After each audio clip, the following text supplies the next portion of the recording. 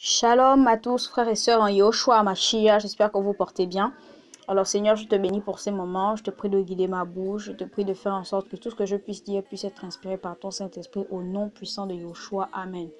Ce soir, j'aimerais vous exhorter, peu importe le jour, le matin, vous allez écouter cette audio.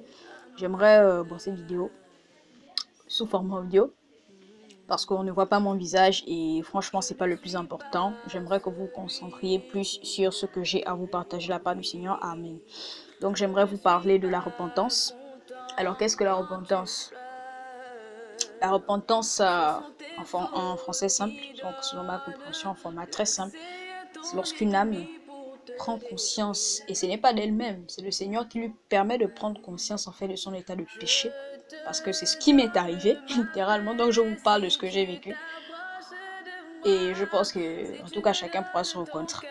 Donc lorsqu'une personne se rend compte, la grâce du Seigneur qui lui permet de se rendre compte de sa vie de péché et en fait de son état en fait, et la personne a envie de changer, mais pour changer il n'y a qu'une seule solution, la solution c'est Yoshua en fait. Maintenant, lorsqu'on se rend compte de cet état-là, on est rempli d'une tristesse en fait. Et là, la parole nous dit dans le livre de 2 Corinthiens, chapitre 7, au verset 10, qu'il y a deux tristesses. Il y a la tristesse, donc quand on se rend compte justement, parce que même les païens qui ne veulent pas forcément se repentir, ils tombent parfois dans la dépression, parce que justement, ils se rendent peut-être compte que leur vie, ça ne va pas. Donc, c'est la tristesse en fait, c'est de la tristesse en question que naît la prise de conscience en fait. Mais cette tristesse-là peut avoir deux issues, à savoir la première issue, la repentance, qui mène au salut, et la deuxième issue, c'est la mort, en fait, donc le suicide. Comment est-ce qu'on parvient au suicide, comme Judas? C'est très simple. Lorsque on se rend compte, par exemple, quelqu'un vient nous prêcher l'évangile, d'accord? Mais il ne met que l'accent sur nos mauvaises actions, sur notre mauvaise capacité, sans nous présenter la solution qui est Yoshua de Nazareth. Là, il produit une repentance à l'intérieur de nous, mais ça ne nous conduit pas à la repentance parce qu'il ne nous présente pas la solution. L'on se rend compte, donc la personne à qui on prêche l'évangile se rend compte que oui, effectivement, je suis mauvaise, tel aspect de ma vie ça ne va pas, tel aspect de ma vie ça ne va pas, mais on ne lui présente pas la solution qui est Yoshua. Et là, on tombe dans la forme de condamnation. C'est cette condamnation-là qui rend les gens dépressifs, parce qu'il n'y a justement pas de solution. Voilà pourquoi il y a tellement de cas de dépressifs, il y a des schizophrènes, il y a des malades mentaux, des personnes qui souffrent de dépression et tout ça, justement parce qu'ils sont submergés par leurs conditions, mais ils n'ont pas de solution. Et qu'est-ce que les chrétiens devraient faire? Ils devraient les aider à sortir justement de ces prisons-là, parce que ce sont des prisons mentales et psychologiques. Parce qu'on se rend compte de notre état, les chrétiens devraient présenter Jésus qui est la solution. Mais qu'est-ce que certains chrétiens font? Ou la plupart, une bonne partie des chrétiens, la plupart, qu'est-ce qu'ils font? Et moi-même j'étais dedans. Qu'est-ce qu'on fait? Oh non, c'est pas bien, c'est pas bien. Et où est la douceur dans tout ça? On enferme encore plus l'âme dans son déni. Comment va-t-on la sauver en fait? On l'enferme encore plus. L'évangile, ce n'est pas pour tuer les gens, c'est pas pour condamner. La personne sait qu'elle est mauvaise. Elle sait qu'elle est mauvaise. Maintenant, qu'est-ce que toi tu dois faire? Tu dois l'aider à sortir de ce mauvais état-là en lui présentant la solution qui est Jésus-Christ. Parce que toi-même, tu n'étais pas parfait. Toi-même, tu n'es toujours pas parfait. Je pense que si Jésus-Christ permettait à ce qu'on se balade avec les vies là, de nos vies là, les moments de nos vies, beaucoup de personnes arrêteraient d'être orgueilleuses en fait. Donc, en fait, c'est le Saint-Esprit. Même quand c'est le Saint-Esprit qui peut te convaincre, qui convainc de péché, de justice et de jugement.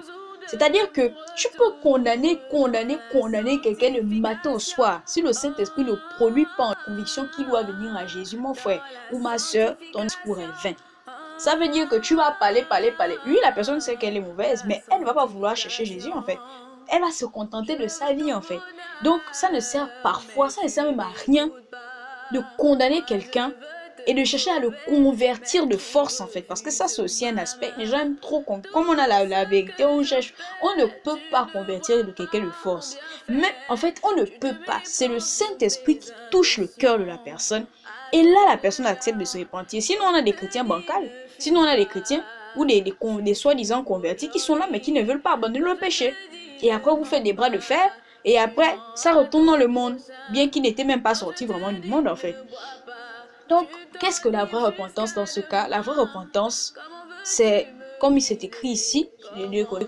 Qu'est-ce qui fait la vraie repentance alors, comme je disais? C'est lorsqu'une personne s'humilie. Donc si mon peuple, celui qui porte mon nom, s'humilie, prie et me cherche, et s'il renonce à ses mauvaises voies, je l'écouterai du haut du ciel, je lui pardonnerai son péché et je guérirai son pays. De Chroniques, valable pour le peuple d'Israël, mais c'est aussi valable pour nous en fait, parce que la règle ne change pas. Il faut qu'on s'humilie, qu'on prie et qu'on recherche le Seigneur et qu'on renonce à nos mauvaises voies. Je ne suis pas du tout d'accord et la Bible n'est pas d'accord non plus avec l'évangile de la super grâce là, où les gens vivent dans le péché consciemment, parce qu'il faut comprendre qu'un chrétien pêche, mais un chrétien ne pratique pas le péché. La pratique du péché implique le fait de faire du mal consciemment et volontairement. C'est-à-dire que tu sais que là, non, je vais faire quelque chose de sale, mais je vais le faire quand même. Je vais voler, je vais quand même voler. Je vais mentir, je vais mentir. Or, tu peux prendre quelque chose qui ne t'appartient pas forcément, sans pour autant savoir que, voilà, ça va causer du préjudice à quelqu'un en fait. Mais si on demande, tu peux dire, ah, c'est moi qui ai pris. Ça arrive. Par exemple, tu as besoin de prendre un taxi en urgence, tu vois 200 à la maison, mais il n'y a personne. Tu fermes la maison, tu prends les 200. Quand la personne vient, tu dis, ça c'est mes 200. Et plutôt, la personne dit, tu dis, ah oui, par exemple, oui, excuse-moi, c'est moi qui ai pris les 200. Mais pas quelqu'un, tu es là, il y a la personne qui est là, tu ne demandes pas les 200, tu prends seulement les 200, tu pars avec. Ça, c'est du vol. C'est juste un exemple pour illustrer. C'est pas que les gens font ça, mais bon, il y en a qui le font certainement, mais en tout cas, c'est juste pour illustrer en fait. Un vrai chrétien ne pratique pas le péché. Et vraiment, je vais vous laisser sur cette note-là en fait. Vraiment, quand on cherche Jésus, il faut vraiment le chercher jusqu'au bout. Voilà quoi. Cherchons-le jusqu'au bout. Soyez bénis. Shalom.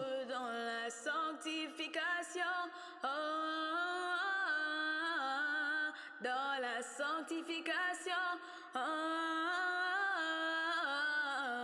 la sanctification.